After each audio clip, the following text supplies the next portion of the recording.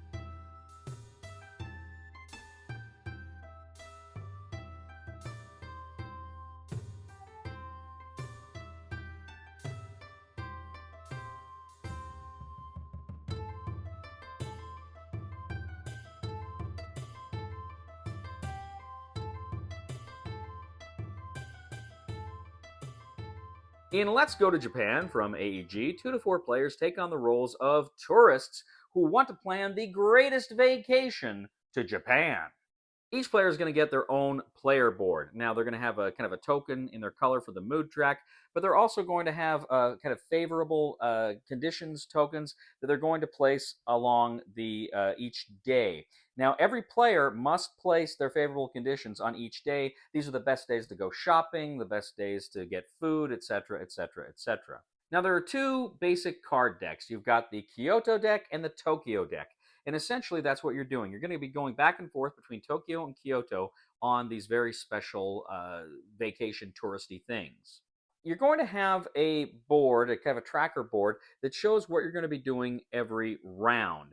Now, initially, you're going to each draw one card from each deck. You're going to look at them. You're going to select one card to play, and one card you're going to pass to your neighbor and put them in their discarded card place, but you place it face down.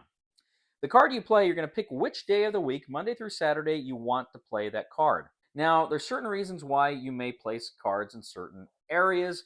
Again, the tokens, the items up top are going to be moving those favorable condition markers on the board, and that's going to affect scoring, but it's also going to affect the way you score other cards as well. There's also going to be victory points immediately right off the top you're going to get for playing that card, for having it if it's at the top of the deck. But at the bottom of the card, there is also going to be a highlight of the day, something very special. Now, each day, you are going to be able to place a maximum of 3 cards. Every card will score the top part of it, but at the bottom part, only the highlight of the day will show from that last card. So you'll want to decide that. And when you are placing cards, you actually can decide, you can kind of rearrange your cards. Where do you want this new card I'm placing? Do I want it on top? Do I want to put it in the middle? Where do I want that card? So you're placing these cards for every day. Now, eventually, you're going to go ahead and move to another round where all those cards that you have somebody else has placed on your side, you're going to pick those up. You're going to play 2 of them. You're going to pass 2 of them. You're going to do this for a while, grabbing 2 cards, playing 2, passing 2. Then you'll grab those cards again. Eventually, you're going to switch the order from where you put your discards there. So it's basic drafting game mechanisms as you're doing here. Now, as I mentioned, each day gets 3 cards. But you do have an exception here. You go ahead and you can place a going for a walk card. Under certain conditions, you can place this going for a walk card that could be your 4th card. And generally, if you just don't like the cards you have, you can place them face down to go for a walk. Score you a little bit of points, but there's really not much to it. Maybe it'll affect your mood. Now, you can also gain a research token anytime you choose to go for a walk instead of taking the card's other ability. Now, whenever you complete a day, that is to say you've got 3 cards that you have put in that space, you can go ahead and look at the number of favorable condition tokens on the top of that card. If they match your favorable condition token for that day, you can go ahead and score a bonus. Now, if you just have 1, you can just do the 1 bonus, 2, 2, and 3, 3. Now, the first bonus just allows you to move your mood track up. You're going to be able to hopefully score more points if you're happier during your trip, so you can move the mood token up one space. Now, once the mood token reaches the end of the track, you can permanently move your good mood token up one space, which will give you points at the end of the game. However, you can also get negative mood things that happen over the course of the game that will move you to the bottom, in which case you get permanent negative points. Now, for the second bonus, you have a choice. You can either take 2 research tokens, or you can take a wild token. Now, the research tokens will be worth 1 point at the end of the game, but during the drafting phase, you can actually go ahead and spend that to draw 3 more cards and then discard 3 cards. So it gives you more choices when you're trying to decide where to put out cards.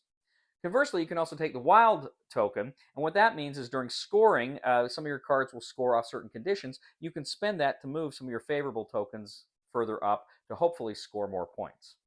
Now, if you have 3 or more bonus points here, you can spend it on one of 2 things. First of all, you can buy a train. Now, trains are going to be very important in the game for scoring, as I will explain later. Or you have the option to go for a walk, lay down your 4th go for a walk card. Again, this will give you some extra points, and that will allow you to put 4 cards there. But in that case, you do not get to draw a research token. Now, after the final round, everybody will have completed all 6 days of their trip. They should each have at least 3 cards on them, some of them possibly 4 if you've got to go for a walk there through a bonus. But what you're going to do is begin scoring, and each of you are going to score each day in turn. The first thing you're going to do is look at the top of every card you have, which is going to allow you to move the favorable condition cards further along the track. As you move these forward, there may be other things. You may move your mood back and forth. And then critically, you're also going to look at any bonus points you score from the top of the cards. Then you're going to look at the bottom of the card for the highlight of the day. Now, during this highlight of the day, it may tell you you have to satisfy certain conditions, which usually means a favorable token, favorable condition token, must be so far along the track. It must be at least a 3 or a 4. If that's the case, you can go ahead and score that card, that highlight of the day. But there may be various other conditions that pop up here, so you got to watch them. You're going to go around and around. You're going to do this for every day. But critically, too, every time your cards go back between Tokyo and Kyoto, blue or pink, you need to take a train token. Now, if you have collected train tokens through those bonuses, you can place those train tokens on the board. You do start with kind of a neutral train token, and you don't have to put that first. You can put it anywhere you want. But essentially, you're putting these train tokens on your cards. If you put a train token you've got as a bonus, you get to move it's a luxury train. You get to move your mood up 1, and you also get 2 points. However, if you don't have any of those train tokens, you have to take one from the supply, and it is worth negative 2 points. Now, you're going to score the total of your mood tokens, those permanent positive and negative points I mentioned. You're going to score those, and then you're going to score each of your favorable condition tokens, where they are on the track. If they pass certain victory point sections, you can go ahead and score the most recent victory points that it has passed for each of them. Finally, you're going to go ahead and see if you have any research tokens, which again are worth 1 point, and then you will total up all of your points. Whoever has the most points wins. Let's go to Japan. We'll get back to the review in just a moment. I want to take a minute to ask you to check out my other channel, that is Cody Carlson PhD, where we talk about history, books on history, military history. I even post some of my lectures for my classes on there. Please check that out. Please subscribe to that channel. And now, back to the review. All right, let's go to Japan. I've never been to Japan, but I've always wanted to go. My brother actually was in Japan for 2 years serving a church mission, and he speaks fluent Japanese, and he always told me about it, and he actually became a flight attendant, flies back there regularly, and it just, everything he told me about it just sounded super awesome, so I always wanted to go to Japan, like in the game. My wife, Kimberly, she actually did, I don't know, about 15 years or so ago, she did a study abroad in Japan. She lived there for a while, a few weeks, and went to school there, and she absolutely loved it. And I thought she'd be interested in playing this game, so I suggested it to her. So the first game of this I played was a 2-player game with Kim and I. Now, subsequently, I played the game as a 4-player game as well. So I played it both as a 2-player and as a 4-player. Now, the game really has 2 parts to it. It's a drafting game, and then it's scoring. And what I mean by that is they're almost about the same length of time. It seems like half the game is you drafting cards, and half the game is you scoring points. And I'll tell you right now, generally speaking, I'm not a fan of drafting. That is like one of my least favorite game mechanics. I some games it works for me, but just generally speaking, I'm not a huge fan of drafting. So I saw that this was a drafting game, and my enthusiasm kind of fell. But we played the game, and it was kind of interesting to see as you're drafting, because that literally is the game, right? That's pretty much all the game is. It's not an adjunct to another mechanic or anything here. As I'm putting these cards, and I'm trying to figure out where I'm putting my cards, I'm thinking to myself, wait a second. This is pretty interesting, because every time I get a card, it's just a matter of, I got two choices. Where do I want to put that card? And the card I give to somebody else can be consequential. So I'm going ahead and I'm placing all my cards out, and as I'm doing this, I'm enjoying it. I'm finding I'm really enjoying where I'm going to place these cards on the board here. And then when you do that, when you chase those bonuses, or you put the cards down to move the favorable condition markers, or figure out which card you want for the highlight of the day, you're really paying attention to a lot of these other different things, and mood and what have you, because you know they're all going to come back to either help you or bite you at the end of the game. Boy, you got to watch those trains, man. You got to watch those trains. So I really actually enjoyed that. And then we get to the scoring part, and you're figuring out how everything's coming together here, and it like takes a while. It probably takes more. This is a game, for as relatively light as this game is, as I say, it's about half the game scoring. About half the time you spend in the game, you're just doing the scoring, which is kind of unusual, and which the thought of it is kind of off-putting to me. But in practice, that's fun, because you don't know how it's going to happen. It's a fun part of the game, because like those tokens don't move until scoring. So you don't know where everything's going to be until scoring. And it's kind of like, you've got the puzzle out there, now you got to decipher the puzzle. And so scoring was actually a lot of fun. I really enjoyed how the scoring played out in this game as well. So both parts of this game, the drafting and the scoring, and the way the scoring happens, are not things on paper I would be wild about, and yet it all comes together in just this fun little package. My only critique of this game, the only thing that I'm not super wild about, is there's not a lot of interaction. Now, you are placing cards in somebody else's thing, so you do kind of have the decision about what they're going to play. But beyond that, there's not a lot of interaction. This really feels like it is a multiplayer solitaire game. And I did find myself wishing that there was maybe some kind of a way you could maybe a little take that, or throw shade at somebody over one of their days or something. I don't know, something, or maybe make decisions that hurt some people but benefit others.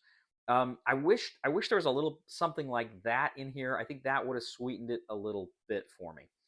But having said that, I think this game is tremendous fun. It's a great little game.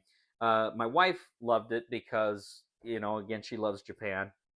And then the buddies that I played it with, they liked it. It's a quick game. This is not a long game. If this is a game that was a lot longer, I wouldn't like it. But because it's so relatively quick, it's a great little package. I really enjoyed Let's Go to Japan. I'm going to go ahead. I'm going to give Let's Go to Japan a 7 on the Cody scale, 7 out of 10. I think it's a tremendously fun game for what it is. If you're looking for kind of a light, interesting, but highly competitive, and a great little theme, I think you will really enjoy Let's Go to Japan. Well, thank you once again for joining us today on The Discriminating Gamer. As always, I ask you to please check us out on social media, on Facebook, on Twitter. I would ask you to please like and subscribe to this video and our channel. That would mean a lot to us here. And also, too, if you could please give us a thumb on Board Game Geek for this video, that would also help us out a lot as well. If you like this channel, please check out my other channel. That is Cody Carlson PhD, where we talk about history, military history, books on history. I even post some of my lectures on that channel. Please check that out. Please subscribe. It would mean the world to me. And if you really do enjoy the content we bring you here on The Discriminating Gamer, I would humbly ask you to click on the Super Thanks button and leave a tip. I just found out my phone has an app that shows me what I look like as an old man. It's called a camera.